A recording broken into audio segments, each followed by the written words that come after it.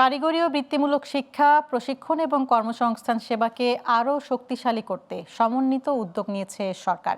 সকালে রাজধানীর একটি অভিজাত ক্লাবে বাংলাদেশ ও মালয়েশিয়ার যৌথ উদ্যোগে আয়োজিত সেমিনারে এই কথা জানান পররাষ্ট্র প্রতিমন্ত্রী শামা ওবায়েদ। তিনি বলেন, শিক্ষার্থীদের ব্যবহারিক দক্ষতা বাড়াতে ষষ্ঠ শ্রেণী থেকেই কারিগরি শিক্ষা পাঠ্যক্রমে অন্তর্ভুক্ত করার সিদ্ধান্ত নেওয়া হয়েছে। পাশাপাশি কারিগরি শিক্ষার মানোন্নয়নে মালয়েশিয়ার সহযোগিতাও প্রত্যাশা করেন তিনি।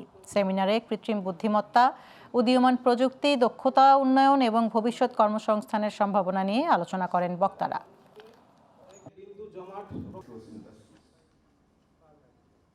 The government is expanding technical and vocational education and training institutions across the country in order to ensure that our young generations have greater access to quality skills development opportunities.